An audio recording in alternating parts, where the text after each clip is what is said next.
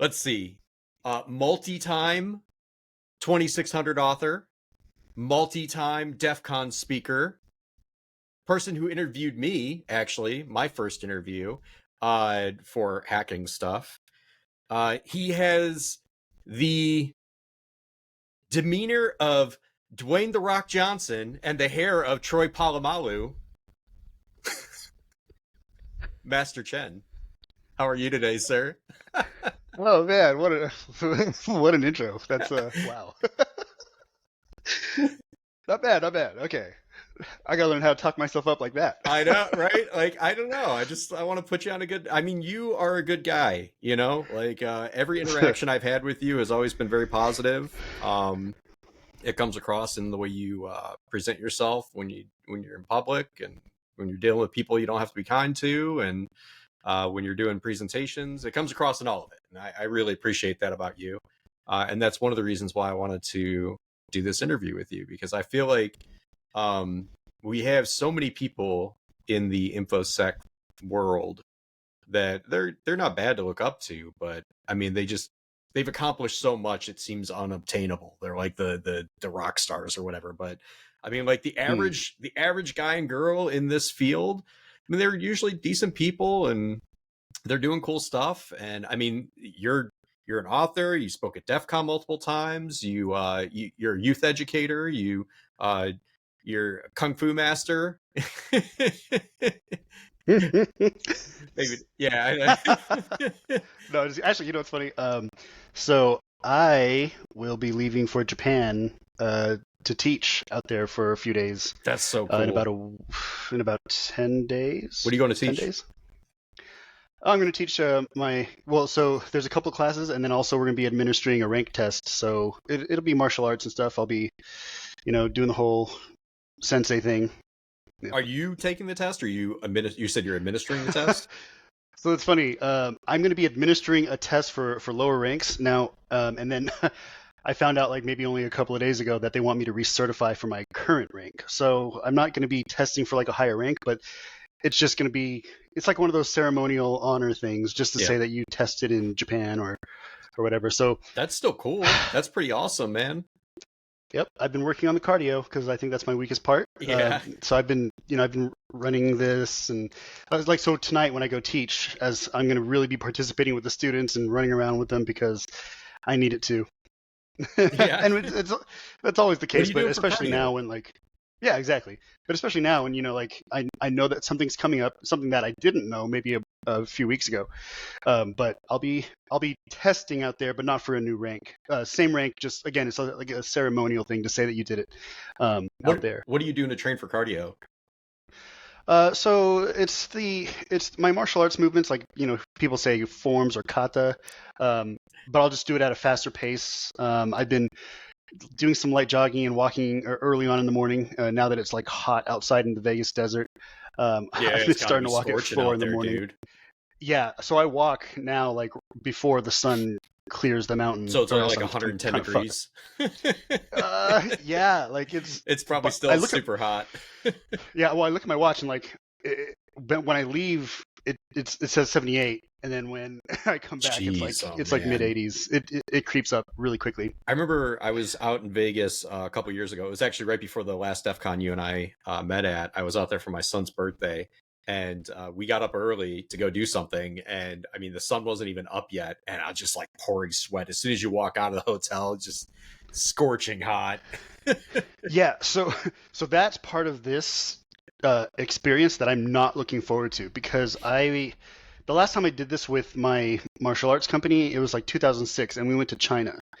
Back then, I went for like my second degree black belt, and the test was at night, but that's beside the point. That we were out there, and it was in this time frame, like June going into July, and it was so hot, like so hot, and like I'm born and raised in the Vegas desert, but it's different, man. Like because there's the humidity, and like you said, you shower.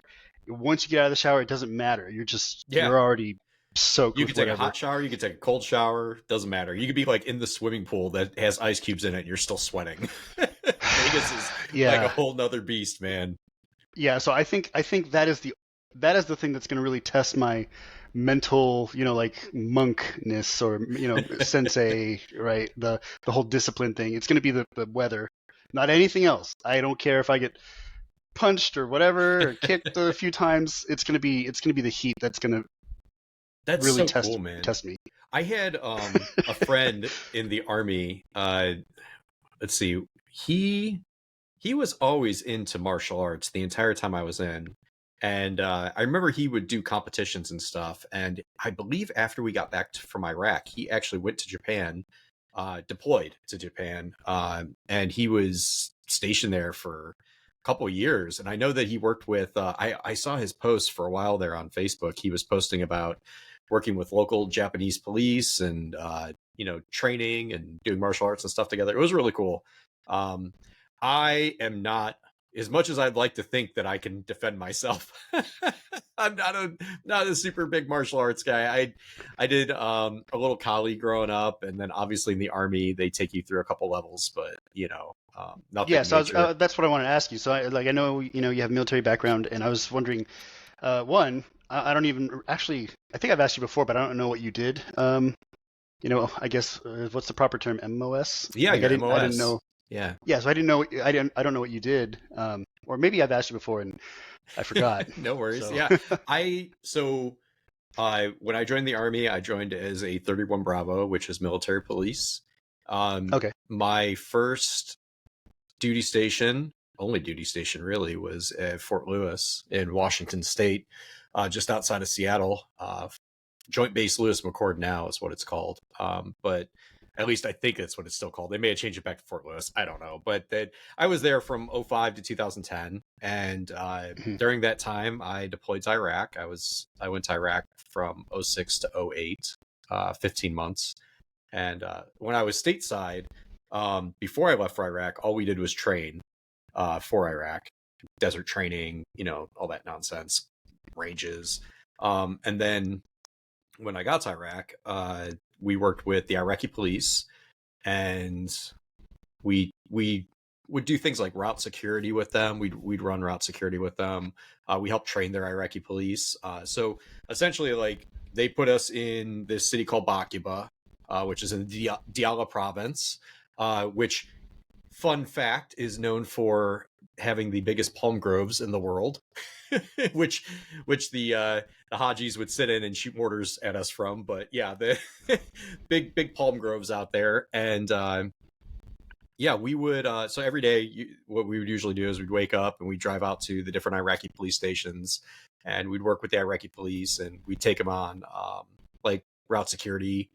We'd drive around the city with them, and if they had anything they had to do, we'd take them places and show them how to do stuff, keep them safe. But I did some other stuff over there, but that pretty much encompasses the majority of it. And then when I got back, I did law enforcement stuff. I actually worked as a police officer in the Army. When I got back, I worked at the police station, and I drove around in a police car, and I wrote traffic tickets and all that nonsense. So nobody liked this. Did you make it okay, I know this is you wanting to interview me, but now I'm just curious. No worries. So I forgot. Did you make it a career? Did you put in 20 years or? No. I wish I could have. Okay. I don't know how people do it, man. I put in 5 years, and then I got out. Okay. I did 5 years active duty, and then a year and a half in the Ohio National Guard, because they offered me a good compromise. So when you get out of the military, depending on your job, there's a chance you'll get called back. So I had 5 years of active duty and 3 years of inactive reserve. And right. That during that inactive reserve time, I can get a job, do whatever I want, live whatever I want for the most part. But there's a stipulation in the contract that says they can call you back to active duty if they need you. And I happen to have military police at the time were one of those jobs where they were calling people back up to go back overseas. So they made me this deal. They said, well, when your contract's up, but you got 3 years of an inactive reserve, if you go to Ohio, which is where I'm from, and you join the National Guard there, we'll cut your reserve time in half, and you're non-deployable for the whole time. So I got lucky. Yeah, I mean, like I came back to Ohio Yeah. for a year and a half, and I just worked with their troops because they were getting ready to deploy. Yes, that works out for you, right? Like, Yeah. I mean, like I was yeah. a sergeant, so I had a little, and oh, man, was it a different world? Going from active duty to National Guard is like night and day. I had to learn the way of the National Guard because they do things a little bit different. But Yeah. yeah, it was interesting, very interesting experience. I know That's that cool though. you Like, are a big military supporter. It's very much well, appreciated. yeah, absolutely. So, I come from a military family. Now, I have never been in the military before, but I'm currently a government contractor. Started off in defense contracting, but not there at the moment. But yeah, I support it. I think it's important. I'm a very big supporter of the veterans. You know that. Oh Um, yeah. and so, yeah, I think it's just, and I think it's not just because I come from a military family, but, you know, I think it's maybe the martial arts and the whole hacking thing too. As I studied the Art of War. I read that book, like I have it there, but I read that book like once a year, and it's a small book. If you really think about the Art of War, it's a small book. It's 13 chapters, and they're little phrases, or they're little excerpts, or whatever you want to call them, right? Little blurbs. So it's not like a full chapter you would think of, as far as 13 chapters. Oh my God, it's a huge book. No, like when aside from the analysis aside from the strategic analysis that was going on during that warring states period, the actual book itself it's not that big. It's not that long, Hmm. but it is. If you really, really, really study it, it has a lot of in-depth knowledge there. And then lately, I don't know if like maybe you've been monitoring my Twitter account, but lately I've been posting a lot of like Musashi quotes. Hmm. And that's just because Musashi is not somebody that I've really studied until maybe earlier this year. And I just dug deep into it. So I finished the Book of Five Rings. I'm studying one of his last works before he died, which is called Dokoro. It's just 21 principles to live by as a self-sufficient Ronin, basically, where you're not really relying on anybody else, and it's just this is the path of self-sufficiency. So I bring this all up because I feel like my life kind of there's a triangle in my life of like things that come together to form, I guess, my philosophy, right? So I have a psychology degree, just That's right. I bachelor. forgot about that. Yeah. So I have a bachelor's in psychology, and I'm not doing anything with it. I didn't become a therapist or anything like that. And then I have my computer science, or it's not even computer science, but computer security, hacking stuff going on, and then I have martial arts. And so these three things like have come together to really shape how I see things and how I think about the world. So, what did you get into first? Was it psychology, Well, martial see, arts, or hacking? so that's the funny thing. The martial arts and the hacking came up at the same exact time.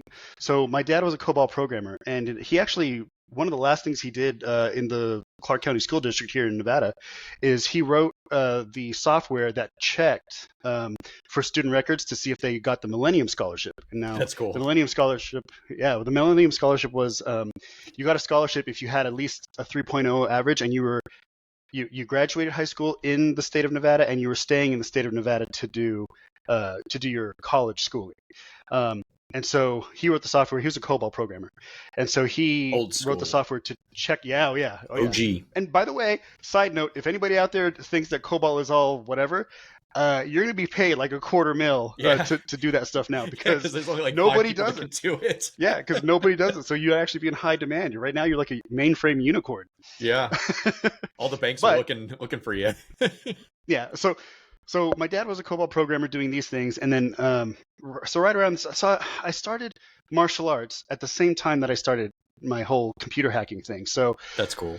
I was about 10 years old, and both of those things just kind of interested me kind of at the same time. And I think that was a good thing because I think if I leaned too far into the technical side, maybe I'd be scrawnier and maybe not so built to defend myself. I take No. offense. I'm just yeah, okay. Be that as it may, this is just how I feel. But if I leaned too much into the martial arts side, I would be robbing myself of that other side of that intellect, the technical challenge, the puzzles, the stuff that really, really drives the hacker mindset. And so those two came in together. Now the psychology, that's funny too, because as I got older and I started to teach martial arts, I wanted to understand my students more or better. And so I just studied psychology because it was interesting. And again, it was kind of like in building interpersonal relationships with my students and whatnot. And I just, it was interesting. I And love then if that. you think about it, yeah, and if you think about it, like the the psychology and the hacking go together because I think I've mentally put them right? So psychology, hacking, and martial arts, right? So the psychology and the hacking go together because I would say that I have a degree in social engineering, right? So I see the brain as a computer or a Yeah. system that needs to be tinkered with, right? So that's that everything coming full circle to shape the way I look at the world. I like the idea and the practice of trying to be better at one thing, so looking at adjacent things. So you said that you wanted to be better with your students, understand your students better. So you got into psychology. I love that. That's something I do in my personal life as well. You probably know we have rental properties. I've been a landlord for many, many years. It's just a side gig.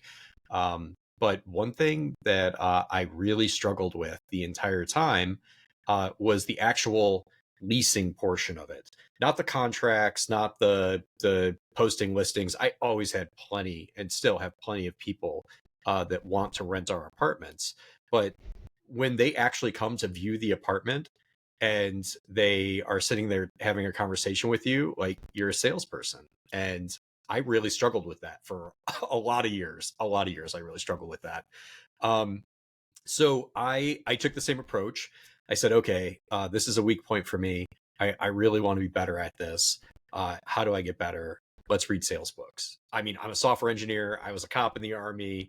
Like, I know nothing about sales. I've never done sales. I've never done marketing, never done any of that stuff. So I said, let's get better at sales. I bet you this will help me. And it really did. The first book that I got was, I'm sure you've seen Wolf of Wall Street, Yep. yeah. So he actually wrote a book, the person in real life, Jordan Belfort or whatever. He wrote a book called I think it's called The Way of the Wolf. And it teaches you his sales strategy. And it's the straight line method, I believe it's what it's called. And it just talks about like how you take a person from point A to point Z, and point A is you just met, and point Z is they're signing the contract or whatever. Mm. And that really actually quite helped me. I noticed that when I would sell apartments, that I approached it as like just your, a kickback, laid back dude that's, like, oh, hey, take it or leave it kind of thing. And that was actually what was crippling my ability to sell apartments because people would come in and what the straight line method teaches you is to figure out what's stopping them and then circle back and circle back and circle back until you overcome that hurdle. So for example, I would say, oh, why are you leaving your current apartment? Or why are you moving? And they'll say, oh, well, there's not really a lot by me, or, I just want to enjoy the city more. I'd say, oh, well, out here we've got within walking distance pizza and, bars and blah, blah, blah. And they'll say, oh, I don't like the bars. And be like, oh, well, that's okay because you're far enough from them where you're not going to hear people, but you're close enough to where you could walk and, back and forth without having to drive. It's just teaching you the sales, methods. And that Yeah. really helped me a ton. So when I was when I was a martial arts instructor full time, like before I got into really technical my technical career, we had to study a lot of sales too because partly being a martial arts instructor, you have to find students. Right. Yeah. You have to find It's amazing you have how to find sales people just who want to like in everything. uh, but my like we had to study these sales books, and it was interesting because I would see it as like a sales jujitsu, or where Yeah. you're met with rejection, and then you kind of like turn it in such a way that is to your benefit, or like taking somebody off of their feet, or whatever the case may be. So going back to Musashi, here I am looking at everything and seeing the way in all things. So Did you ever it read all comes full circle. Verbal Judo? No, but I've heard of that title, and I don't know why I have not read that yet. It's a really good book. Right. I read it when I was in the Army. It helps you learn about like how to like talk your way out of situations or how to like accomplish what you're trying to get done.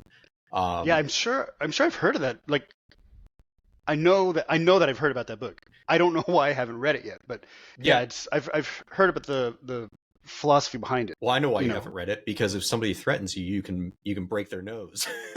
I have to read it no, because like, I'm because I don't know how to do anything. So I'm like, I gotta talk my way out of situations. you know, so I didn't think that this episode would take like so much of the social engineering aspect of what we do, Yeah. but there's a lot of social engineering when it comes to talking your way out of an altercation.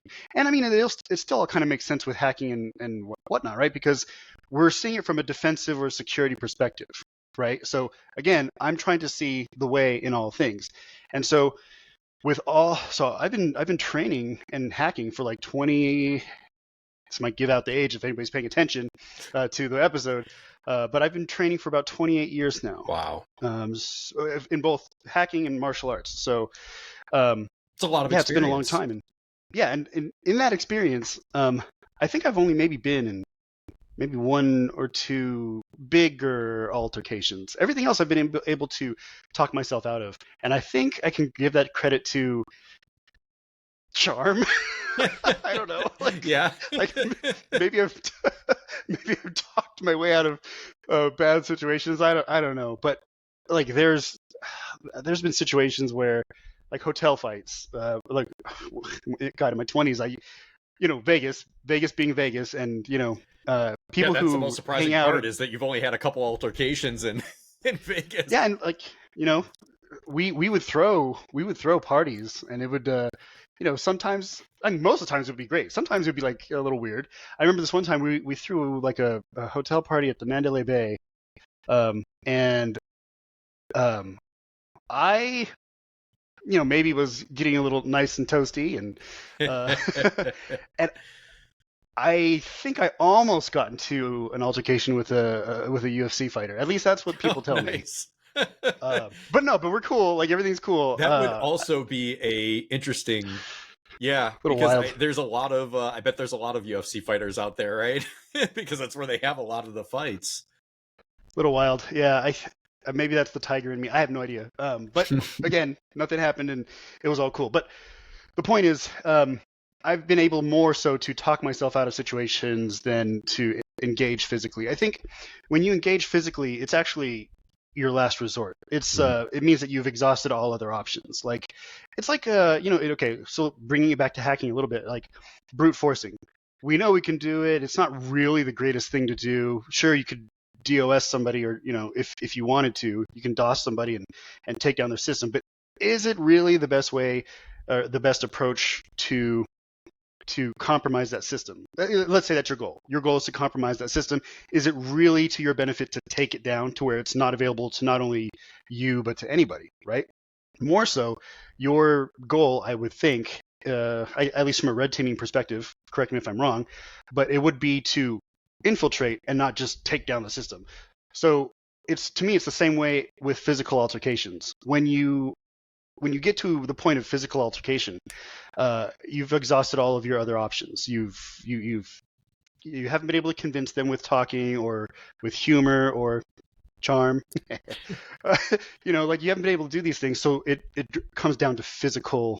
Yeah, I can So appreciate that, because, like I said, I'm not the most physically fit person. I mean, I'm athletic, but when I was in the military, I was always a smaller guy. Even at 6 foot, 100 and some odd pounds, I was still on the smaller end.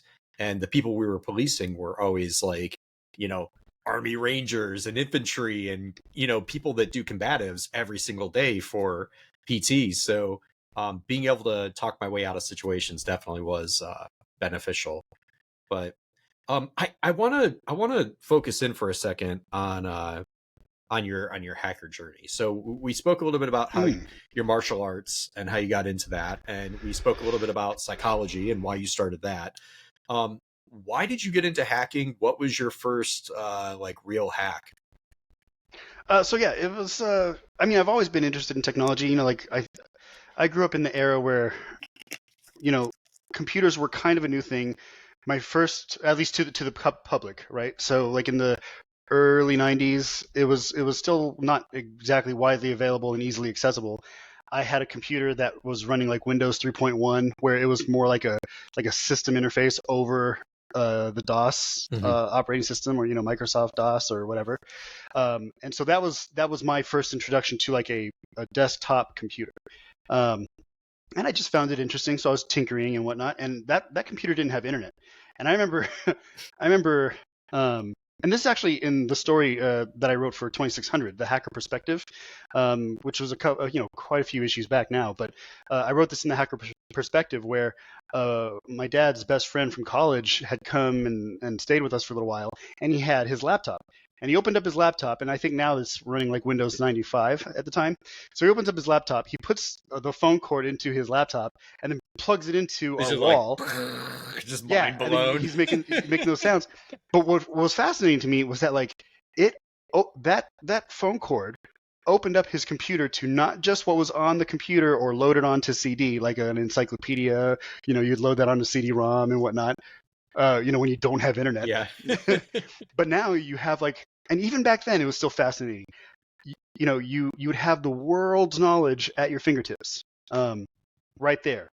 And when I say the world's knowledge, I mean like it was, we know it's global. Like you log into like a university computer, go to like a website here or there, and then and so I remember he was using Netscape Navigator, and the very first thing I ever researched on a search engine was tornadoes. That was the very first word I put into a search engine, tornadoes. And I think it was because that movie Twister had come out, maybe around that time. Yeah. And I was fascinated by weather. Oh, but also my dad was a meteorologist in the military, in the Air Force. Oh, that's and cool. So yeah, so I would kind of study that just because of that. Was he a meteorologist, or was he a meteorologist that, like, was he studying, weather on the other side of the planet? So I will say he was a meteorologist. Oh, there you go. But his work has now been declassified, and I could actually speak a little bit more about it. So if you look up I don't know if they say project or operation, but if you look up Igloo White, that's what he was doing in Vietnam. Igloo White. It was basically a cloud seeding. He was one of those guys who were meteorologists for cloud seeding. That's really cool. Where they would shoot silver iodide in the air. Yeah. And then the water molecules would condense. Yep, exactly. Make it rain on the enemy, right? So the water molecules would condense around that silver iodide pellets, and it would rain down in Vietnam. And so he would study weather patterns and then be part of that team that would do that stuff.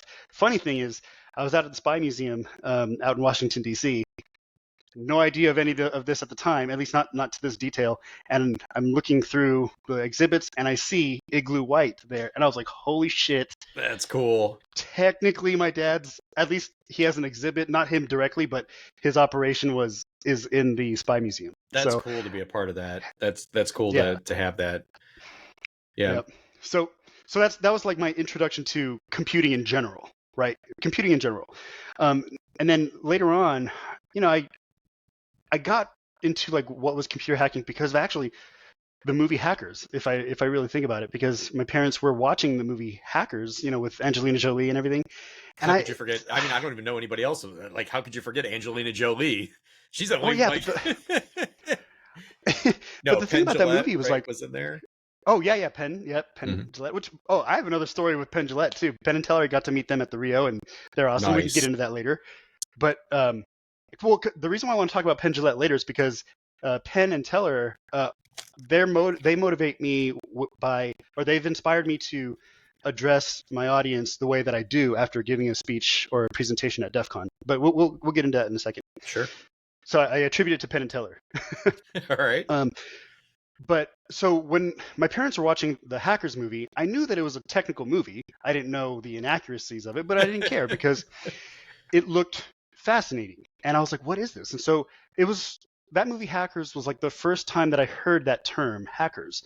And I was like, oh, okay. So like they're doing what my dad's best friend did. They're taking the phone line, they're plugging their laptop into the phone booth or whatever, and then they have access to the world and they're doing crazy shit. Okay, cool. What is this and how do I do it? So I started to read anything that I could about the word hackers. And I remember, man, like I had a friend who gave me like a 3D or like a 3.4 floppy disk, right? And this is how you spread information back then, because you didn't always have access to phone line or whatnot.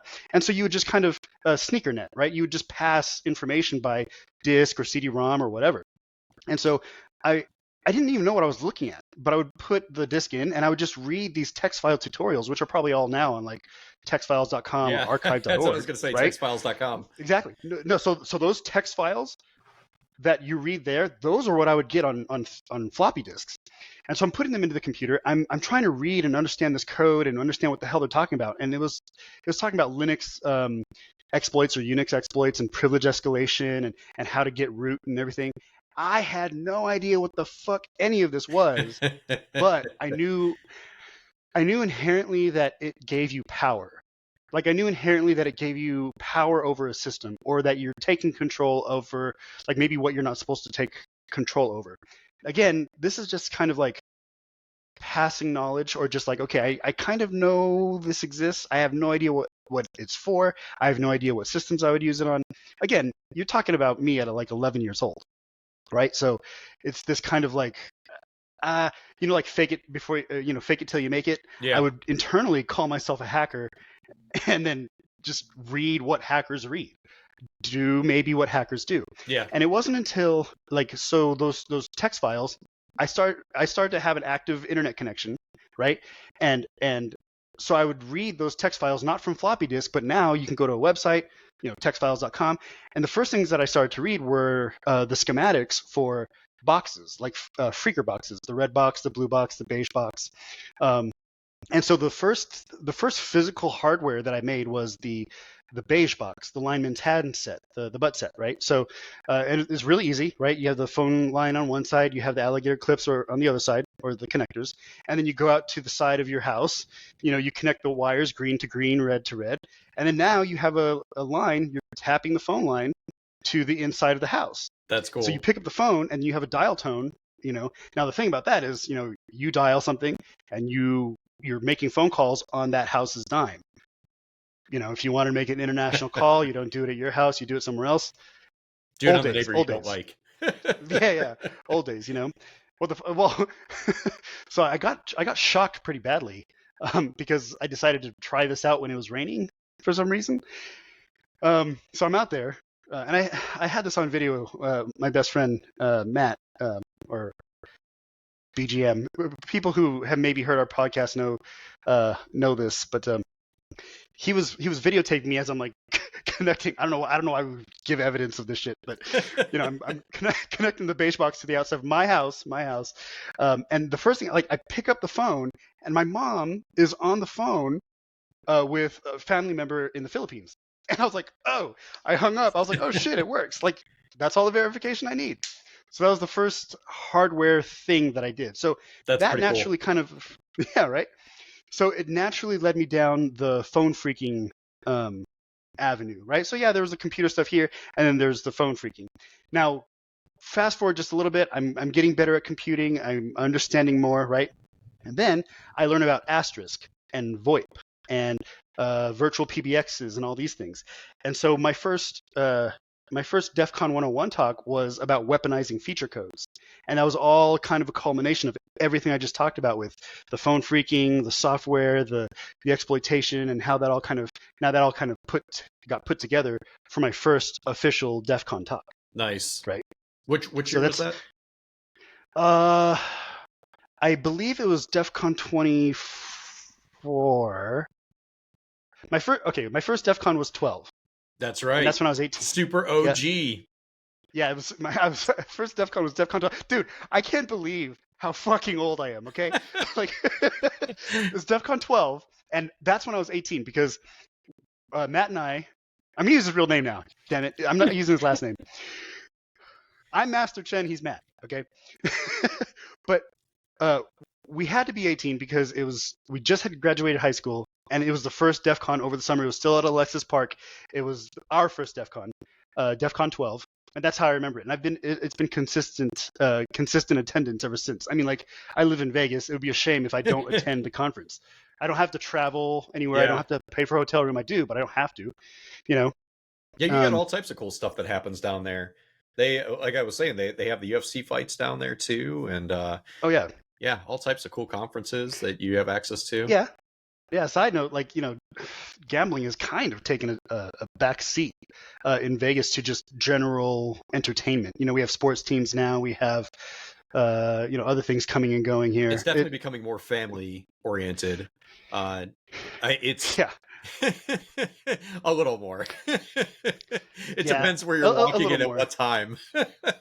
a little more. Yeah. So, oh man, the things that I've seen at 3 a.m. here in Vegas. But we can talk about that too. We can talk about I anything you want, saw But I saw somebody just got shot on the strip yeah, so I didn't see that, but I heard. Okay, so I heard that story from my martial arts instructor. Actually, he told me 2 days ago. just a couple I was like, days "What the ago, hell's going right? on?" Yeah. Yeah, it was a couple of days ago. So I guess they were influencers, Something like that. Yeah, I didn't but I didn't really look into it it because was honestly I didn't care, but yeah, yeah, I saw that they got shot and I was like, "Hey, I know that spot." it was like yeah, it was an influencer like arguing with another influencer. Somehow they got shot, and it was all live because they're influencers, so Right. they're recording everything that they do. And it was like around the Bellagio fountains, if Yeah. I understand Yeah, correctly, something like right? that. Okay, Yeah. yeah. So yeah, I get the news from the grapevine. I haven't really been watching TV lately. Yeah, I Yeah, just saying. honestly I get the majority of my news from usually it's from like AI gathering the news for me for the day, or I get it from, like platforms like X. I just find so much more value in getting news from like sources outside of the media. Because ever since Yeah, I learned that the media, like, I mean, if you set aside politics and all that other nonsense, just the fact that they will take some product and like create a story out of it for paid advertising, and then they don't tell you it's paid advertising, they just make it like, oh, there's this new shampoo and blah blah blah, and you don't realize it's actually a commercial. Once I realized that, like, I couldn't enjoy the news anymore, because every single time I saw something come out, I was thinking, what's their angle? Like, what are they trying to? Are they trying to get me to buy something? Are they trying to get me to vote for somebody? Like, I could never just sit down and enjoy the news anymore. yeah. Well, what's funny is I think the reason why I haven't been paying attention so much lately is because you can get the gist, and I'm not saying just be a headline reader. That's not what I'm trying to advocate here. What I'm saying is you can read the headline and maybe read the first 2 paragraphs, or just get the details out of the story, and then you're good. Yeah. You're good. And my question is like, okay, is this global? Is this local? Does it affect me directly? Will it affect me in a short time period, a longer time period? So like you and I are both like economically astute, right? So we pay attention to maybe more of the financial news, Yep. Bitcoin and housing markets and things like this. Companies. That's what you and I pay attention to Mhm. because maybe that's going to affect us more than, I don't know, what happens, on the strip in Malaysia. Vegas. Yeah, or even, yeah, exactly. So that's my take on the news. Do I care about political leanings this way or that way? I mean, sure. To my own. The other part of it, really, and I think this is another reason why I like you so much, is I Thank you. I don't like to feel bad. Like, I don't put myself, and this, I'm sure that this will resonate with you as a martial artist, that like, I don't put myself in situations that I don't want to be in. So I feel bad when I watch the news because they always have negative things to say. I feel bad when I watch the news because they make you feel powerless about things that you really have no control over, and they make you upset about it, and you still have no control over it. And then you walk away and you've accepted Yep. their message, and you don't, now your whole day is ruined, or, now that, like, you don't feel good. So I Yeah. surround myself with people that make me, happy, and they have a positive vibe. And I take in the news that impact my life, things that I have control over.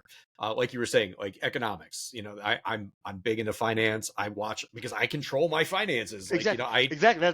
That's the part that I wanted to agree. Like, I agree with you, is that maybe that is why you and I pay attention to financial news and housing markets and currencies and global economic stories, because it's in your circle. With that, exactly, with that information, we can do something about it. Yeah. We can do something with that information. We can scrape a financial website. Mhm. and then make decisions based off of maybe a stock price or what we know about this product or that product. We have control over what we can do with that, and so maybe I think that's why you and I pay attention to what we pay attention to. Yeah. And that's kind of a little bit of the hacker mindset, right? Like hackers, we like to control the environment or control what we can of the environment. Or We like understand what to we can control, at least what the variables are, what the constants are. exactly, like everything. Everything is a system. The brain, society, a computer, uh, traffic, like it's all a system. Everything is a system, and that's why I think people like us like the Matrix so much. Everything is a system. But then when you understand that everything is a system, you can be the virus. And I don't mean that in a malicious sense. I just mean that like people try to do things outside of the system, but then they end up being isolated, and they end up being like it's like a whole David and Goliath dynamic, but not in a good way. Like you're just going up against this behemoth that you're really not going to do anything with. Okay. However, if you're thinking like a hacker, you're in the system. Relatively speaking, there's really not an escape from the system. But if you can make yourself a piece of viral code, you can change what you can about your situation within the system. Hence, automated financial investments or automated, leveraging AI nowadays, just things that you can do within the system that puts you out ahead. That is the way I would think, aligns with a hacker ethos. So, on that note, talking about things you can control and as a hacker, what kind of challenges have you faced in your career as an infosec professional? What has been something that has stood in your way and that you've really been able to overcome, or maybe that you haven't been able to overcome? I mean, yeah, that's a good question. So, I think early on in my technical career, because I was switching from being a martial arts instructor. This is, by the way, around the 2007-2008 housing market crash. So I lost like half my students because they couldn't afford the classes anymore, That's wild. or their parents couldn't, afford the classes anymore. So I had to shut down, and then I decided to do something else, right? So I was transitioning from a martial arts background and career to technical. But with that said, I wasn't at the time taking anything in school that would give me technical skills. All the technical skills I had were learned from the methods that we were talking about, a few minutes ago. Reading, experimenting, doing hacker things, phone freaker things. That's how I got my technical background. But how do you put that on a resume? So early on in my technical career, like I was frustrated with the whole like certification requirement. But now I think I've matured in that philosophy, because I know that those certifications are just to get you past HR, or at least to get your name just a little bit further on the list. Or at least now past the HR bot. Exactly. Now we could talk about getting around AI and stuff like that too nowadays. But again, early on in my career, that was, I think, the biggest struggle, is like, how do I convey my technical skills when nobody except myself really can verify those skills. I didn't build my own Gentoo server for a boss or for somebody who can verify that yes, I did it, right? I made that server, which is for myself. I needed to learn how to use Linux, so I decided to learn Gentoo, which is like you're compiling the damn thing from source, and you're learning a lot right there. You definitely learned. Right, but nobody can verify that, at least not with a certification, or nobody was watching my work there. So yeah, early on, that was like the hard challenge, is verifying my skills. Verifying your skills, documenting your knowledge. Yeah, that's funny you mentioned that. I am often asked by people on X and just throughout life, people I work with that are trying to switch career paths. I'm often asked, how do you get into being an engineer? How do you get into hacking? How do you get into the tech field? The technical side of, software and security. And regardless what path I recommend to them, it always ends with, and also get a GitHub account and push all your your projects to it. I don't care how small it is. I don't care how Yes. stupid it is. I don't care Yeah. if it's just like hello world in React. You should have a GitHub account. You should be pushing your knowledge to it because it is a living resume. I tell that to everybody. I've been Yeah. practicing that for well over a decade, and that has not served me bad at all. Like that has been the best thing Yeah. I've done. And it's not just a living, breathing resume. It's a portfolio for you. Mm-hmm. It's a portfolio that you update with everything. Yeah, So it's there. it It's there, shows and growth. It shows how active you are. It shows your breadth of mhm, skill. I mean, absolutely. you can infer so much from somebody's GitHub repo. I mean, depending on how they treat it. Some people treat it like a dumping pit, and I'm not Right. Oh, recommending but that. no. But I with would that definitely said, try and though, keep up with it. yeah. But with that said, like I'm not recommending that you use your GitHub account as just like a dumping ground. Yeah. But like if you've learned something, or like you wrote maybe a nice alias file, or bash alias file, and you don't want to forget these things, like for instance, I don't have to ever worry about 13 anymore if I'm ever doing these CFP challenge or CTF challenges, right? Because now that's just an alias, and it's saved in GitHub or wherever I could find it. Like it's nothing that I have to write again. So it's a repository, right? It's a repository of just stuff that you've done that you can pull from when you need it in a future or project. or if you are going to treat it as a dumping ground, because I do have a lot of projects in my GitHub, but you don't see them all because I have a lot of them set to private. It's free. You Right. just free account, set it to private, and then when you're ready Right. to publish it, either mark it as public or create a new repo that's public and push just the And changes you want. with API keys and everything scrubbed, or whatever, Right. everything's scrubbed, right? Exactly. But that's exactly it. It's for your records. So there's two sides of it, right? It's for your records and your personal growth, and also when it's time to showcase, yeah, man, the GitHub account is something that you could definitely put forth and say, this is my work. This is if you treat it well, it's something you can be proud of, and you can use that to get yourself in the door of a cybersecurity career. Yeah. Or software development or anything like that. Yeah, it has opened a lot of doors for me. I would be lying if I said it didn't. It has opened. I mean, I can't tell you how many times that I've submitted my resume to a company and I make it past the HR point, and then I get to the technical portion, and these engineers are like, "Okay, like, what can you really do?" And I go check out my GitHub. Like I've got WPF projects on there. I've got WinForms. I've got console apps. I've got Python, and it's not just like little one-off hello worlds. It's like I built shell handlers in Python. I've built full-on Windows applications in WPF and UWP, and I have applications I've published and with downloads and all types of stuff on there. And I fill out the readmes really nicely. And the most recent thing I've been working on is learning how to train custom models that are security focused. Right now, so we had this issue at the company I work for where we have a very large attack surface. We're talking like tens and tens of thousands of public facing assets. Mhm. And one of the many tools that we have running is something similar to like Go Witness, right? It goes and takes screenshots of applications. But when you're talking about, 40,000, 50,000 screenshots, like I don't want to look through all that. and there's no real tool to like go through and tell you what you're looking at. So what I did was I created a tool called Screen Sniper, and what it does is it will take in screenshots. It will OCR any text that's in the screenshot. It runs it through a classifier, and then it will run it through an AI, and that AI model will tell you if it's a page that's interesting in a security context or not.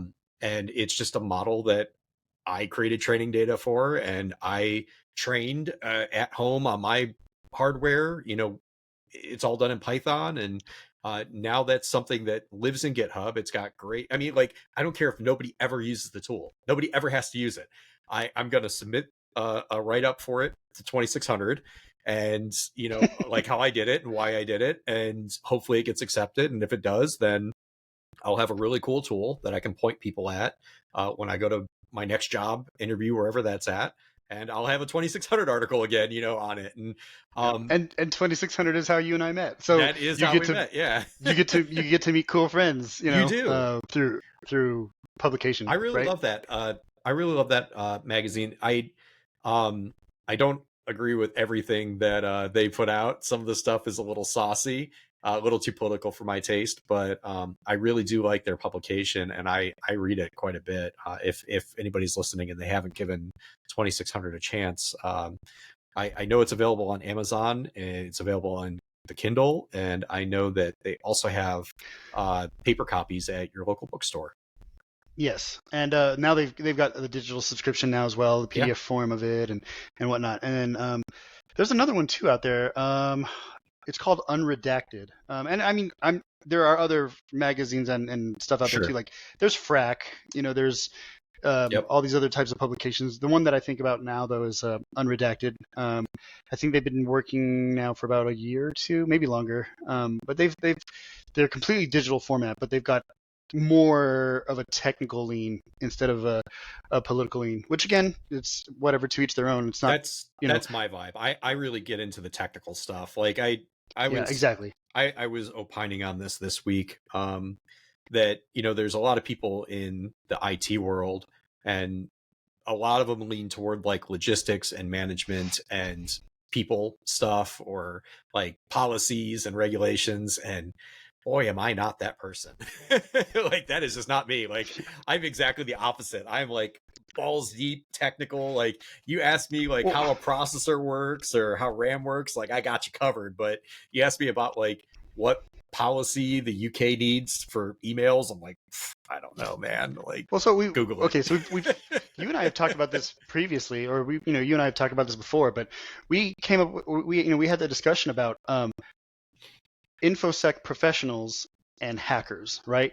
They're very similar, don't get me wrong, but I feel like infosec professionals are a little bit more on the compliance side, and I might get flack for this. I don't know. Compliance, that's the word I was looking for. Yeah, compliance, right? I was so they're on policy, the compliance side, So, and then there's a hacker side where it's like, I'm going to see if I could fuck this shit up, or I'm going to see if I could break this thing, right? And what's funny is like the stuff that was bleeding edge for hackers, maybe 5 years ago, becomes what needs to be in compliance, right?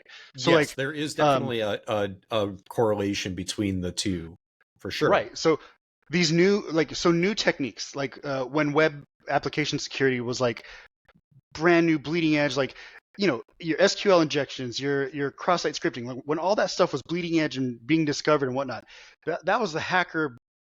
Can I break this shit? Can I mess this up, right? And then it comes over and bleeds into a standard, or a body of work that's a standard that everybody can comply to, so that systems are safer. So there's a dichotomy here, but then I think there's a big difference between an infosec professional, compliance and standards and whatnot, standards and procedures, and then hackers. Yeah, I don't think they're necessarily the same thing. I think maybe, I agree with you. I mean, there are probably people, like there's a Venn diagram. There's probably people that fall in the center that are both. Of course. But I'm definitely not that. I made that choice. I struggled with that in my career as an engineer.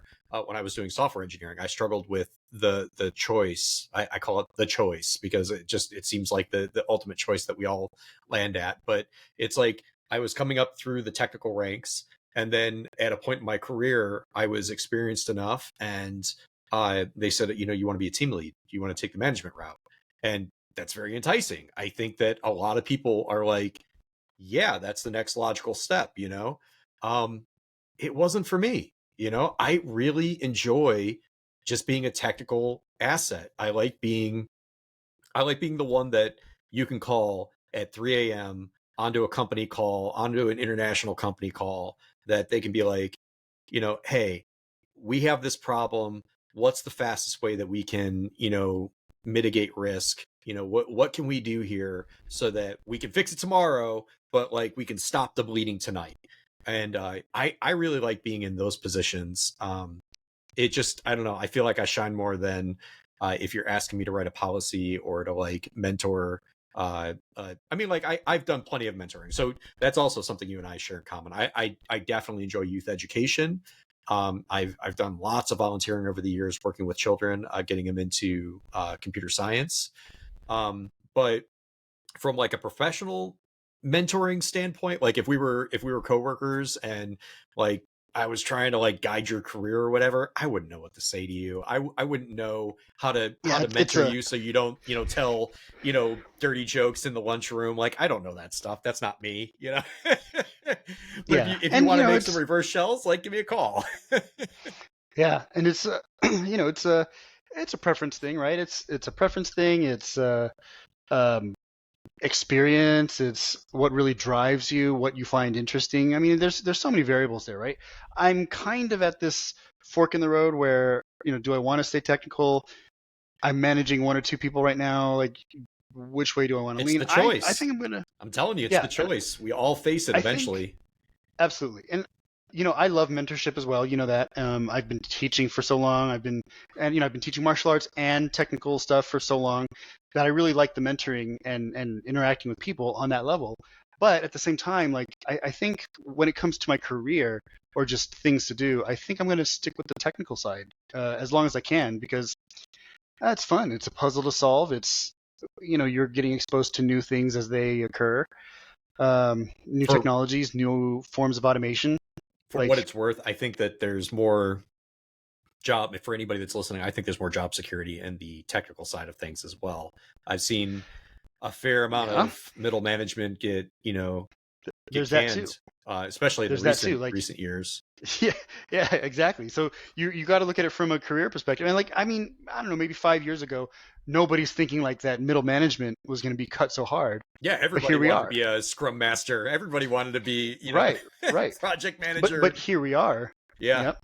And I guess if you think about it logically, and I'm not saying that middle management is not important or that No, it has a they're not. place. It's just that like Right, it has a place. if you're going to cut somebody, you're probably Yeah, going to cut the project manager before you cut the guy that's like or the girl that's right. making your thing, that's making your company That's $100 million. that's exactly where I was going is, like you have the software engineer that is making the thing that your company relies on, a service, product, or otherwise, right? Those are the people, or that's maybe the career focus that you would want. So you become, at least for the time being, you become indispensable.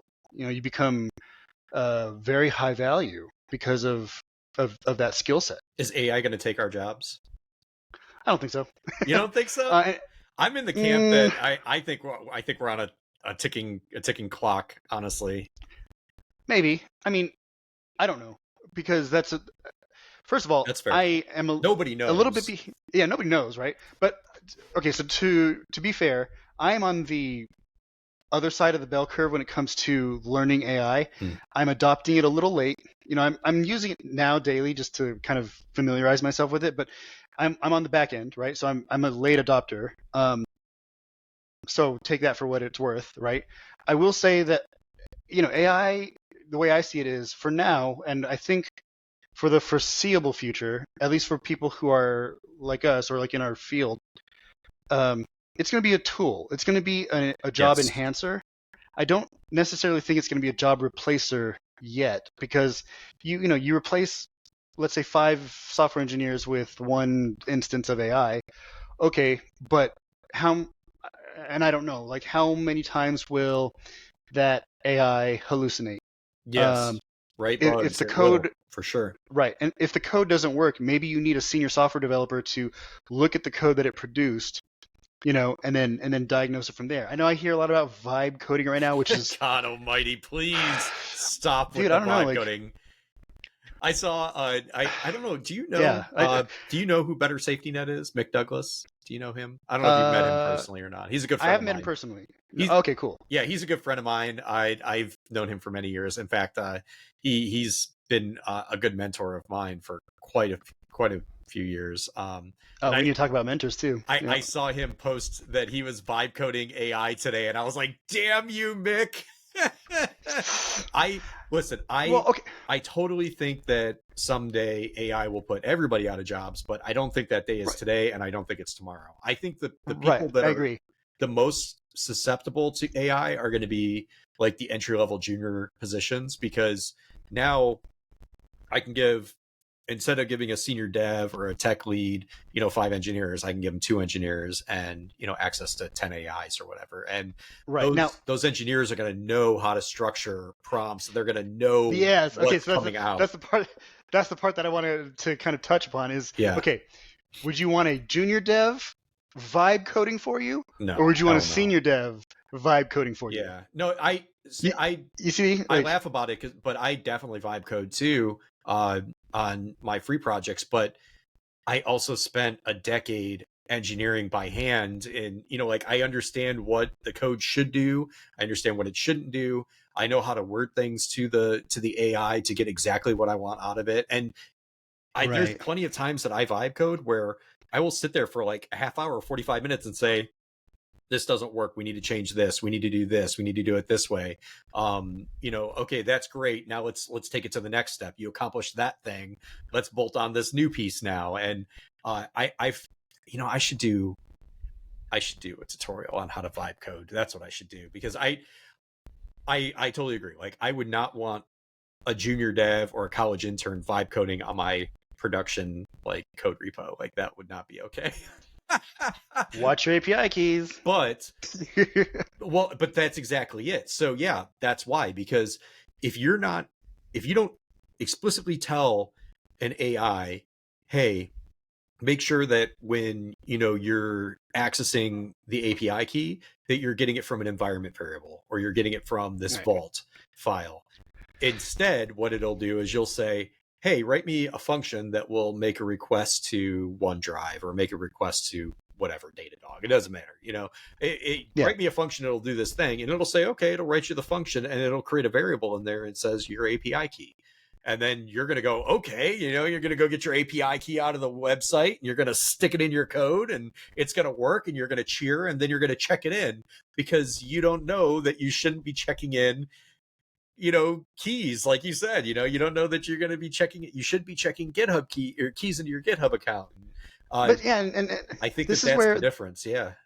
Yeah, and this is where experience meets AI as a tool. You have the experience so that you know what to look out for. Yes. And you know exactly how to ask those questions or prompt in that way. Someday, to be fair, I will totally be replaced 100%.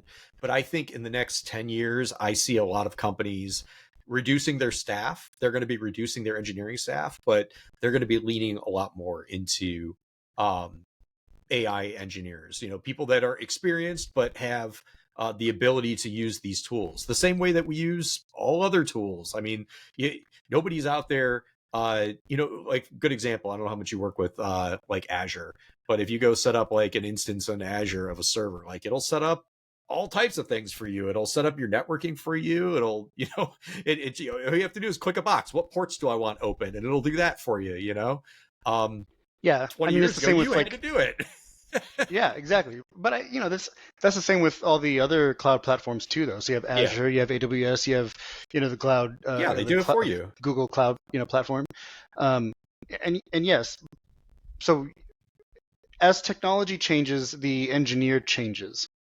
Yes. Or the requirements or the skill sets of the engineer have to change too. But notice that, like, and I know I'm looking around because I'm philosophizing here. That's all right.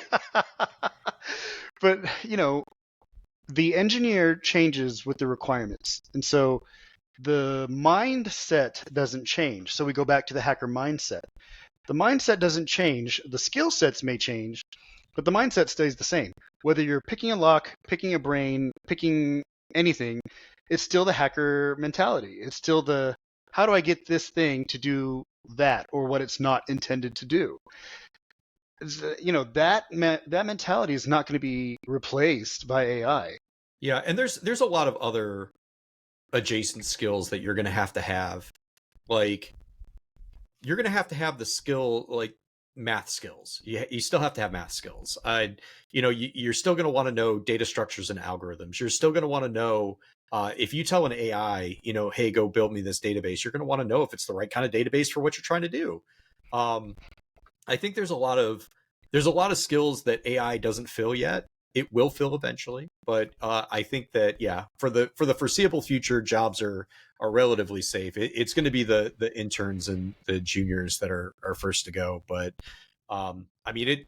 Who knows, man? It's coming quick. It's coming a lot faster than I anticipated. I mean, if you look at a couple of years ago compared to now, it's like night and day as far as what we can do with AI. I mean, just being able to run some of these just being able to run some of these models at home on your own hardware, on just regular hardware, is like amazing compared to what we had 10 years ago.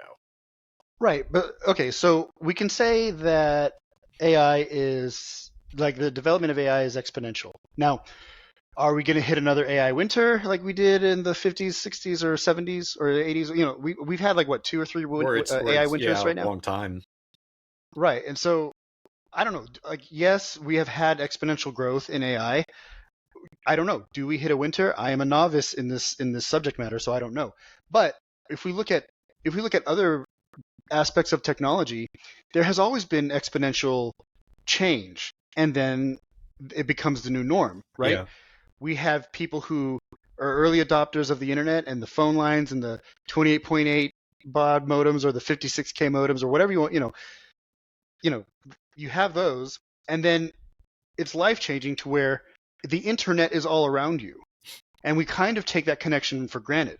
Yeah. I mean, here we are, you're living where you're living, and I'm living where I'm living, and instead of only seeing you once a year at a conference, now you and I can talk on a daily basis, which we kind of do. I remember growing up thinking, man, the future is going to be great when you can, do a video call with somebody. And it was like nobody had ever even tried to do video. The only video calls you had were television, like it just wasn't a thing in the 90s.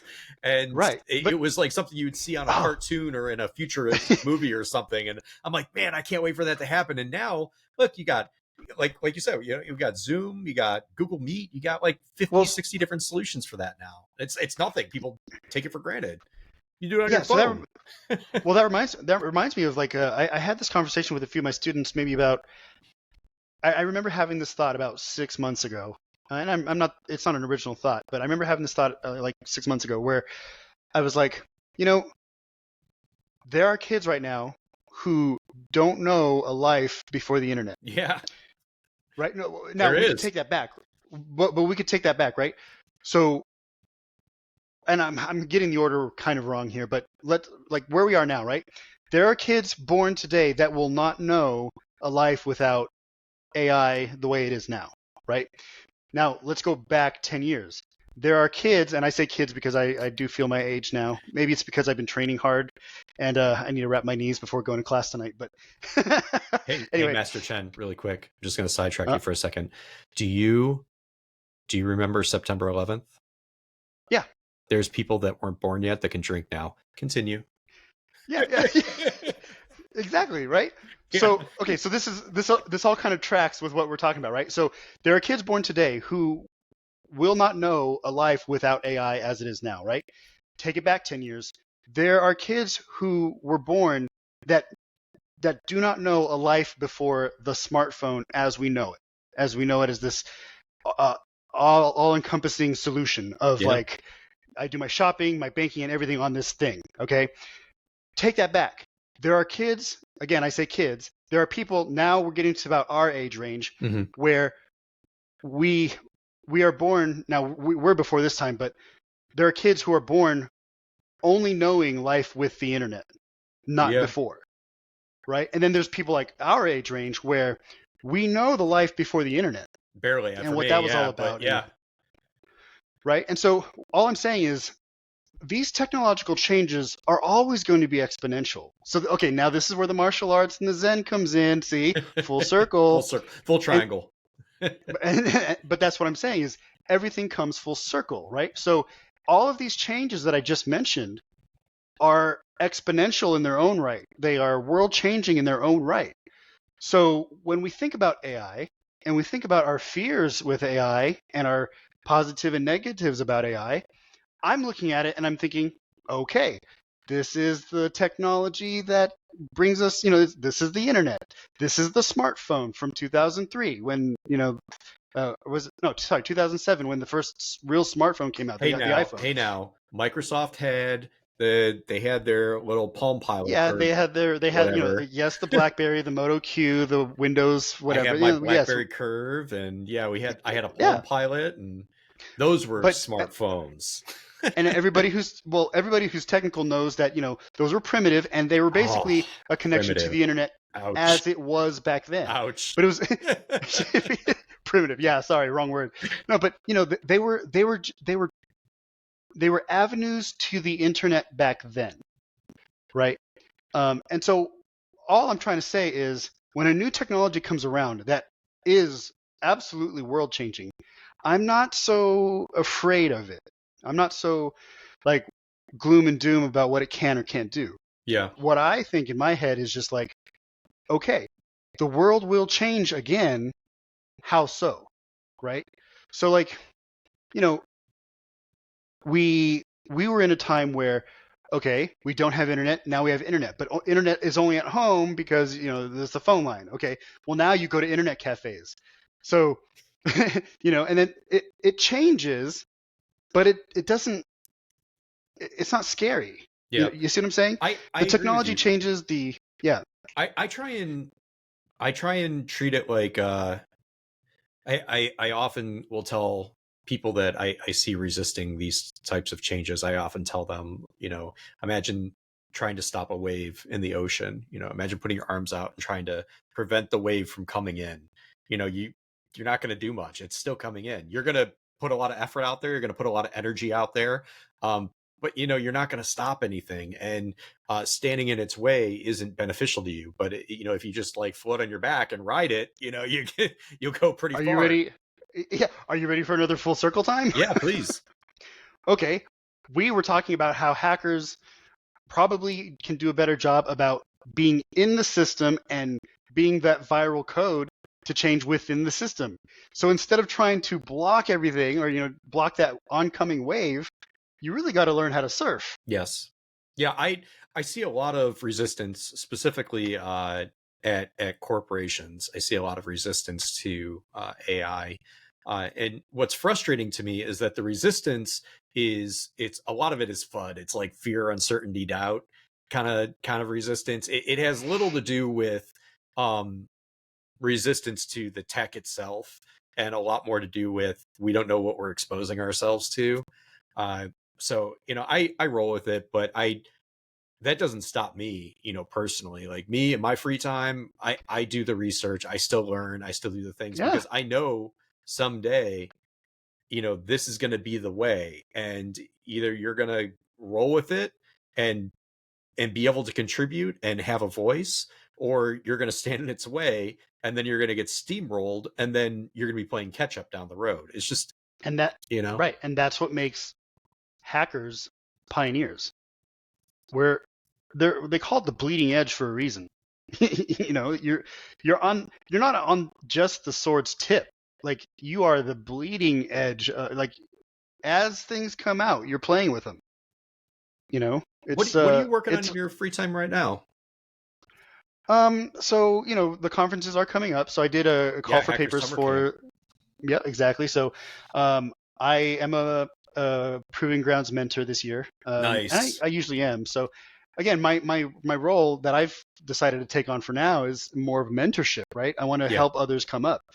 We could talk about that too, because I don't want to gatekeep. I want whoever wants help and is open to maybe my advice, come along with me. I'm not going to hold you back. So I'm doing a lot of mentorship. So I'm going to be a Proving Grounds mentor this year, as I am usually annually. I apply every year. I've submitted something to Recon Village this year. Nice. I won't say too much about it because it's going to be a little different than what I'm used to. But I submitted something to there. So yeah, last year I took a break from the presentation circuit or the speaker circuit, but I was still on a panel, so I guess that still counts as like a year that I've been speaking, right? But this year I think I'm back in the saddle, Nice. and I'm getting back into that kind of flow. So when people go to DEF CON this year, where can they find you? So Recon Village and Recon Village, I'll hang out there. I spend so much money to go to a conference just to meet up with lifelong friends. Yeah. Jesus, now that I think about it. But I'm all over the place. That's cool. I'm going to probably be more competitive this year too. Like I want to engage in some contests, see if I can like just see how far I can get. I've been doing a lot more CTF stuff this year. Not the official CTF, but just like stuff around. Like I just want to solve puzzles. Like those are things that have kind of captured my interest lately. So yeah, I'm trying to just I guess do things that are outside of my comfort zone a little bit, right? That's good. I mean, Yeah. I always recommend that to people that go to DEF CON. I mean, obviously you're like super mega OG DEF CON attendee, been there a bajillion times. When was your first again? My first DEF CON was DEF CON 22. So you got And that's where we met, right? 10 years on me. Yeah, I think no. The one that we met at was in 2016 or 2017, I believe. The first one that I went to, I was like I had just broken into tech and like it was just like my first thing. Yeah, when I met you, you were already a seasoned developer and like you were already I was already doing my thing. Yeah, exactly. Okay. So what would you recommend? So I always have recommendations I give people whenever they ask about DEF CON going for the first time. What do you recommend? Since you've been like a million times, what should people go to the main talk? Should they go to the villages? Should they take part in CTFs? Right. So it depends on what you are trying to accomplish. And like if you're if you're a beginner in cybersecurity and you really don't know what your interests are, I would say be a butterfly a little bit, like float around and see really what captures your interest. For those of you who do know what you're into and do know what you want to focus on, and maybe you're a little bit more specialized, hang out in those villages. You have the car hacking village, lock picking, et cetera, like or hardware hacking. Like hang out in those villages. Hang out in the villages where they're always so good. They are. Now, when it comes to the main talks, and I mean this humbly, the only reason why I would recommend that you don't go to the talks is because those are, aside from Sky Talks or anything that's off the record, right? Those talks are recorded. Those talks will be on YouTube later. Those talks will be available to you. Yes. Where the experience of being in the villages or meeting with folks and having good conversations, that's a once a year or once in a lifetime opportunity. So I would focus on that. And that's just from my experience. The talks are there. That's cool. I can look at them later. But the interactions from the villages, the skills that you get from these types of conversations and interactions, the ideas that you get from just being inspired by other people who are trying their own other thing. That's why I go there to just kind of socialize, is because I get more out of the socializing than I do from sitting in a classroom environment and just watching somebody speak that I can watch later on YouTube. Nothing against the speakers. I'm one of them. Or watch, if you can, watch me later. Go do other things. Because the talk will be there. The talk will be there maybe in like 2 or 3 months or whatever, but it'll be there. Yeah. So I totally agree with you. Yeah. So if you're that's the vibe. I always tell people the same thing. Like, hey, a lot of the presentations, they're going to be online for free. You know what's not going to be online for free? The villages, the workshops, the hands-on experience with the guys and girls that are doing this for a living, that are teaching you how to do packet capture, that are teaching you how to lockpick, that are teaching you how to car hack. Like those people, they're going to vaporize when this conference is over, and they're not going to be online. So like go learn stuff that you're interested in. Yeah, and something to be said about the competitions and the competitive aspect of the conference is like, hey, if you're building a skill or building a skill set and you want to test your skill against others in your field of study, that's what the competitions are for. Lean into that. Like you really get out of the conference what you put into it. Or of course the dark tangent, Jeff Moss said this. The conference is what you make it. The conference, you have a good time. It's because you did what you make it. Mm-hmm. It is 100%, every single one. So my very first DEF CON, I really took that to heart. And my very first DEF CON, I went and I was an RSO at the DEF CON shoot. And that was a great time. And I spent a ton of time in the social engineering village. And guess what? Got to meet Kevin Mitnick, literally my first time at DEF CON. And not just meet him, but like I actually got to talk to him. They invited me to the social engineering party. So I got to hang out and hear like some about his life. Have you ever gone to the Telefreak party? I did not go to the Telefreak party. No. You're killing me. I think every time I've invited you, you had to fly out like Saturday or something, or Yeah. like I need to. There's just so much to do. So my advice to people is when you go to DEF CON, pick something you're interested in and stick with it. Learn that thing from the experts, or learn a couple things from the experts. Go see the Sky Talks, because the Sky Talks aren't recorded. Go to the parties, network with people. Yeah, there's so much to do. You're not gonna see it all. You just can't. Yeah. Like they could record every minute of it and you're not going to see it. You can watch it end to end and you're not going to see it all. Like it just. Yeah. And I mean, the conference is only growing. So if you couldn't see everything last year, you're definitely sure as fuck not going to see all of it, there's like 10 next year or the year every after. year. And yeah, like, but that's okay. That's exactly what it's supposed to be. It's supposed to be this crazy, collection of anything you want for the week. It's like there's a beverage cooling contest for beer connoisseurs. Like, do it. Last year or the year before last, they had the vending machine that you could hack that would spin up like containers for you or PMs or whatever. Like there's just so much cool shit. I mean, it's just there's endless amounts. Like if you go to DEF CON and you come away having not learned something or not having found something interesting, I mean, you wasted your time, because there is just so much to do. And definitely, if you get a chance, stay for the closing ceremonies. The closing ceremonies. Oh yeah, that's fun. Yeah, that's fun. I've only started staying for the closing ceremonies in the past like 3 or 4 years, and I kind of regret that, because it is a good like closing of that. Yeah, it ties it up. Community, it puts a nice bow on it. Yeah.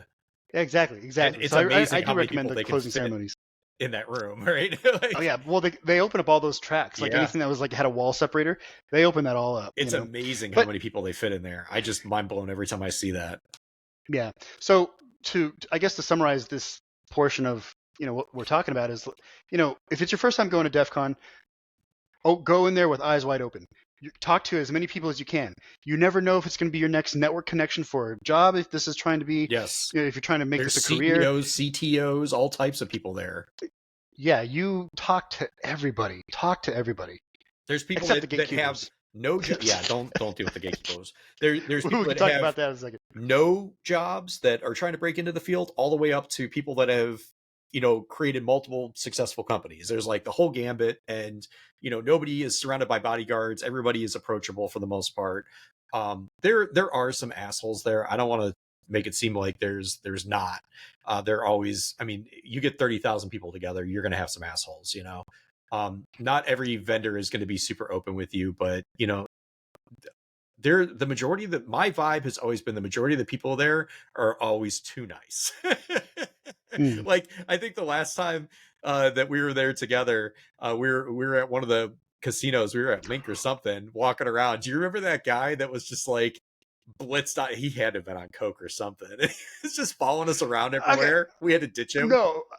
Oh yeah. Okay, I do remember that. Oh wow. Yeah, that was. Yeah, we ditched him too. Remember? Sorry if you're watching right now.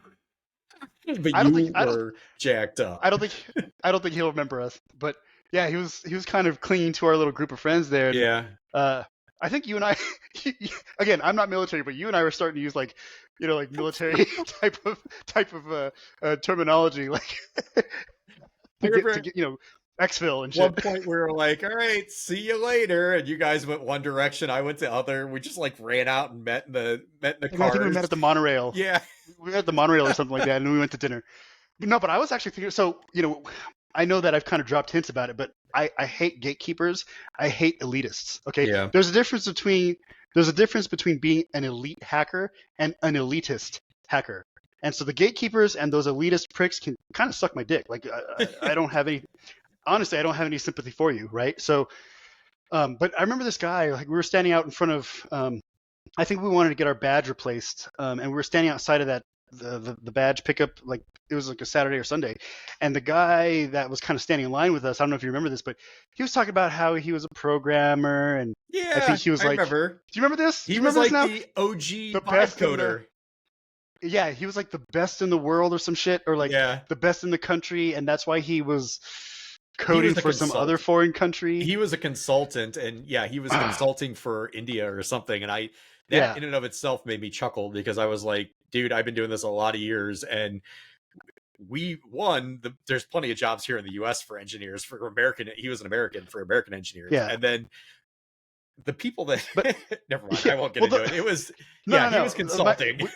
He was we don't have to get into it, but like, my only point is, as soon as I could feel that braggadocious nature, dude, I turned my brain off. Yeah. Like, my brain was off. I think I was wearing my ninja. Yeah. I was wearing my ninja gear that day, because like, I think that was the day that I was. Wasn't that this year? No. This was the year that they canceled. No, not that. This was the actual year they actually canceled DEF CON. Yeah. No. So that year when we met that elitist prick, like, I was wearing my ninja gear because I was gonna give a talk. In fact, that right there, that's my samurai armor. That's there we go. I built for Halloween. But anyway, you just should wear it around. Just go get the mail. No, dude, that thing is like, God, that thing is like 60 pounds.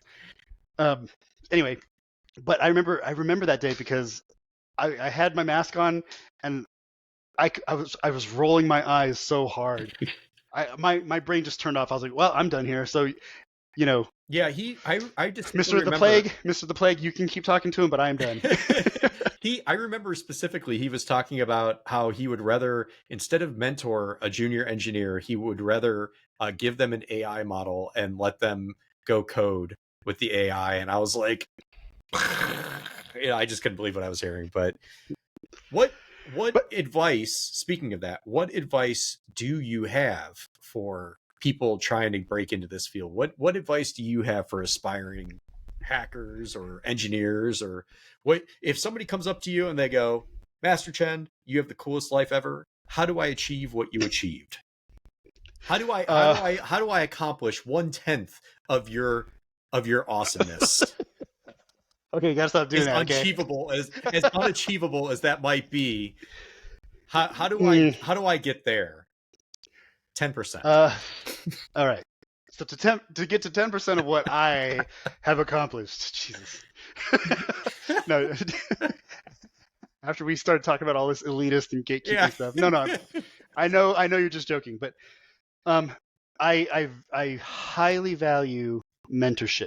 Find a good mentor. Find somebody who has already done the path that you're trying to go down. So, if you're trying to upskill your soldering skills or just social engineering or anything, I would recommend mentorship. And I know that kind of goes against the grain of a lot of conventional thought with. No, the best way to learn is to teach, right? Isn't that what they say? The best way to learn is to teach. That was a big reason why I got into youth education.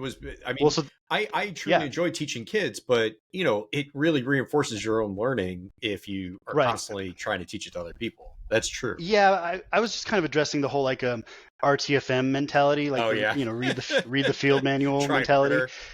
Which, don't get me wrong, I understand that value, but in martial arts, again, coming full circle, or applying the philosophy in all aspects of life, would you rather go and would you try to break down the locked door, or would you go through one that's open for you? There's another philosophy that says when the student is ready, the teacher or the master presents himself or herself. They present themselves. So when the student is ready, the teacher appears. When the student is ready, the master appears. So find those mentors, because it will make your life a whole lot easier when it comes to what you're trying to learn. You can't learn martial arts from a book, no matter what anybody tells you. You're going to get your ass kicked. Okay? You, I guess, can unless learn. the book starts punching in the face. Oh, yeah, sure. Now, again, you could read the manual, you could read the text files, and you'll learn. But then there's the aspect of doing, right? And a third part of that is you have the reading, you have the doing. And then these conversations that we're having here is another reason why I would recommend mentorship or conversations with colleagues, because it opens up your mind. It allows you to hear a perspective that's not between your ears. It's funny you mentioned that. I started working remote I started as a software engineer in 2011, 2012. And I started working remote as a software engineer in 2016. So My first few years as an engineer, I was in a cubicle. I was surrounded by other engineers. If I had an issue, I could roll over and talk to them. Around 2018, 2019, I started hearing people that the remote work really started taking off. This is pre-COVID. The remote work started, taking off in our field because they were just hurting for engineers so bad. They were willing to just hire anybody and give them a remote spot. And I was so against that. I told them, I was like, look, I go, there's nothing wrong with hiring somebody that, doesn't know their asshole from their elbow when it comes to engineering. We can teach them on the job. But working remote is very difficult for somebody that doesn't know what they're doing because you don't have that ability. The barrier to roll over and talk to your peer about something you're looking at, or a class you're trying to write, or a function you're having a problem with, or whatever, that barrier is just so much higher when you have to, you can't see them. You can't see if they're busy. You can't see if they're sitting at their desk. You can't see if they're having a conversation or on a call. All you do is you have Slack and you open it up and you're like, hey, can I get you on a call for a second? And then there's like this awkward give and take. Whereas with, when you're in the office, and mind you, this is coming from somebody that has like no interpersonal communication skills at all. Like it's just not who I am. I found it. I don't know. I think you're doing okay right now. I appreciate it. I found it much easier to learn from my peers when, like I said, I could just roll over to their desk and be like, hey, can I bug you for a second? Can you help me look at this function? I'm getting this here. I don't know what it means, So yeah, a lot of people would try and jump into these fields and get into remote work and things. And I don't know. I think that just finding a mentor and, like you're saying, just finding somebody that's willing to work with you and willing to teach you a little bit is so beneficial to a career. You will be amazed how fast your career grows when you have somebody that has walked the path, right? Yes. Yeah. And, another saying that I have is you can't take the shortcut without going the long way first, because you don't know the shortcut. Yes. Now, contradictory to that statement, the mentor knows the shortcut. The mentor has been there. The mentor has taken the long way.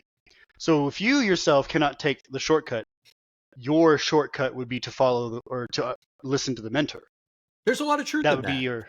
There's a lot of truth in that saying. I mean, like so I got chastised for it at the time, but when we were originally, the very first program I did with kids, I was actually helping a company that I was working for at the time. They were having trouble finding employees. They were having trouble finding engineers. I mean, because there's always a shortage of engineers. We had this idea to lay employee pipelines with the local high school kids. So we built this program for these kids to come in, and during the summer they would go through training with us, and we would teach them, we'd teach them basic stuff at first, just front end web, HTML, CSS, JavaScript. And if they made it through that, then we'd move them on to server side languages like PHP, Python. And then if they learned that, then we would actually move them on to like the languages we were actually using, like C#. And we would, try and pull employees out of that, like the cream would rise to the top, and originally when we were teaching these classes, we had a lot of discussion around, should we teach them just vanilla JavaScript or should we teach them abstractions of it? And I was always in the camp of teach them the hardest thing first, teach them the JavaScript first, just teach them plain, because when they start having issues, using these abstracted frameworks, they're not going to know what the errors mean. They're not going to know how to fix them. They're not going to know how to work around it by just writing it themselves, and I caught some heat for that, but I'm a firm believer in you got to take the long path sometimes, and that will make the short path apparent to you.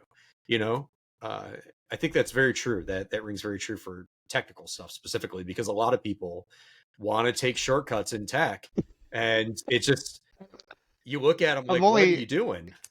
Yeah, and I'm only laughing and smiling because, again, my study with Musashi is, when you to know the way broadly in all things, right? That is the way, to know it broadly in all things. And so I know I've been making cross references back and forth between martial arts and hacking and psychology and everything, but that really is how I'm approaching at least what I would consider pretty cool life, you know. Well, you definitely It's have an a interesting life, and um, I'm so thankful to have gotten to meet you and learn from you over the years, and to spend time with you at DEF CON. It's been a lot of fun. If before we cut it off, if you had uh, a book, we'll say a book. What book would you recommend? It could be anything. It oh doesn't have to be fuck. technical.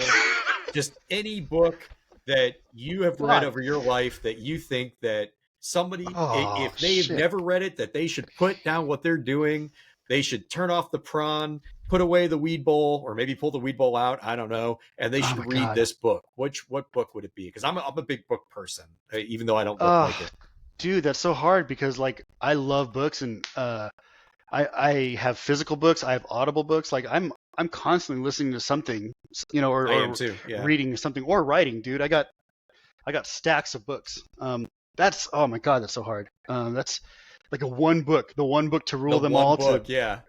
I know you mentioned earlier Art of War, Shit. and I haven't met a military leader that takes their career serious, specifically officers. They tend to read that book a lot. I don't know why, but you know, I met a lot of officers. I Well, read that book when I was in the army, so it was just the thing to do.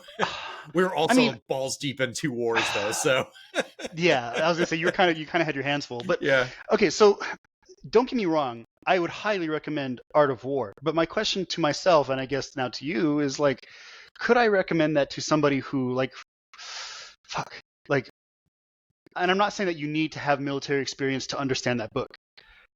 no, you don't. That's not what I'm saying. No, not at all. No, I think that but I think the art of war applies to lots of things in life. It's more than it is to look at the right. art of war as a book about war is to miss the entire point of that book. I think No, right, it's about mental state and strategy, and right, it and there's so much more yeah, than battle. And you know, yeah, and there's no disagreement for me on that one. It's just when you're talking about the one the book, one that's book. why it's such a Yeah. hard. Yeah, the one book that I would have to like the one book that I would recommend.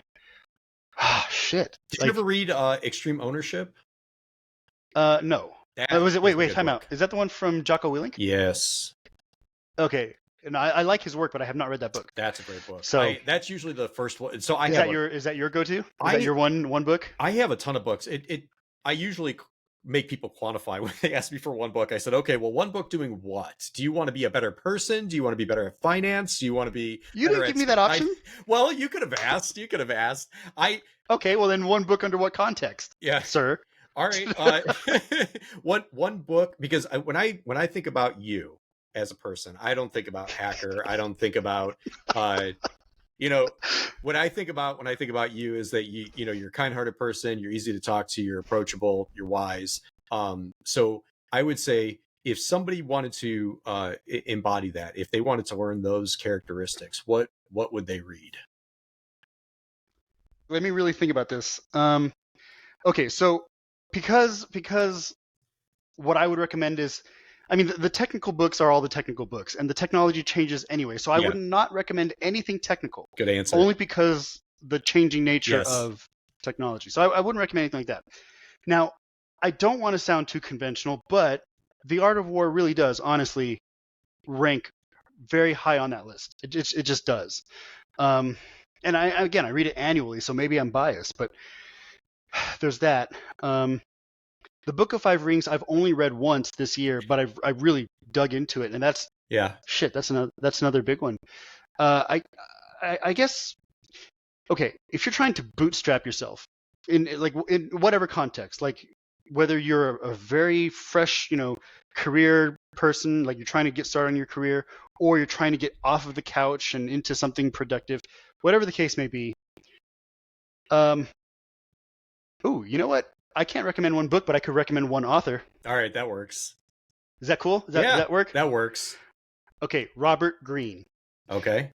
He wrote The 48 Laws of Power, The 33 Strategies of War, The Art of Seduction. He wrote The 50th Law. He wrote Mastery, The Natural Laws. He wrote The Daily Laws. And these are all books about, self-improvement, warfare, philosophy, overcoming adversity. Like, it is just, he's a great author. That's perfect. He's the one author I could recommend. That's perfect. Yeah. Whenever I think about books that like shaped me as a person, I think about there. I have lots of books that shaped me as a person, but one that sticks out in my mind the most is actually not a book at all. It's a lecture series by this man named Robert Thurman. He's a professor out of New York, and he teaches a course. I don't know if he still teaches it, but it was called Basic Buddhism. And the whole it was a lecture, audio lecture is what I listened to, and the whole thing just it centers around Buddhism and relating. It's just funny coming from an American. I mean, it just it's just an American teacher, American professor, and he's teaching these Buddhist qualities, and it really shaped me as a person because it taught me that you really should think about how you treat other people. You really should think about how you treat animals, specifically animals. I think that book changed the way that I'm sure you saw before we started recording. I've got 3 Siberian Huskies. We've got birds. We've got a turtle. We've got like all these animals in the house, and I love to work with them. I love animals, and I think that book really taught me how to be a better person on those levels. But that's usually the first book I recommend, even if somebody's not Buddhist. I'm not a Buddhist. I just like the teachings. I think there's a lot there to it. So good philosophy is good philosophy, no matter where it comes from. It doesn't matter if it's Christian, Jewish, Buddhist. It doesn't matter. A lot of them overlap. There was a priest that I heard. No, he was a Catholic priest. He is a Catholic priest, but I heard this about say 2 or 3 months ago. The question was, what is the best religion? And all he said was, the best religion is the one that makes you a better human. Yeah. It really is. It really is. I mean, just treating people right. Don't be a gatekeeper. Don't be an asshole. Exactly. Right? We didn't lean into that so much, but yeah, exactly. Don't be an elitist prick. Yeah. Oh, okay. That would make a good DEF CON shirt. Don't be an elitist prick. No, so okay. I know that we did our book recommendations, but I did promise that I would give the whole Penn and Teller story. Please do. So, I'd love to hear it. Long time ago, I went to go see Penn and Teller at the Rio. This is right before DEF CON was at the Rio, I think, for those couple of years. Or it might be right during the time, actually. But I went to go see Penn and Teller, their magic show at the Rio. And Penn said, because obviously Teller wouldn't say anything. Right. So Penn said, after the show, we will be out in the lobby and we will stay and answer everybody's questions. That's cool. We will not leave until everybody has had a chance to talk to us and has had a chance to ask any questions that they want. Wow. And the reason why I say that is because they were so cool. They were so laid back and charismatic and open. And I internalized that, and I took that with me to my own presentations at the conferences. That's so cool. Whenever I give a presentation, I tell everybody at the podium, I say, after this, I'm going to be at the center bar out in the casino, or I'm going to be here at the at this bar in the casino, and I will stay to answer every question that any of you may have. And that's because of Penn and Teller. I like it. That is exactly the when I think of Master Chen, that's exactly the image I have. So that's perfect. Thank you so much for taking the time to record this. I hope that people are able to reach out to you and connect with you. You are Chenb0x on X, yes. Right? I'm at Chenb0x on all big social media. Chenb0x. Think of it like hex. I'll put it in the description so people can just hex click notation, it. So yeah, yep, Chenb0x. But yeah, I hope people reach out and they learn from you, and I hope that this episode helps people grow. Thank you very much. Cool, man. And thank you for having me. This is really fun. Yeah, definitely, bro. Anytime.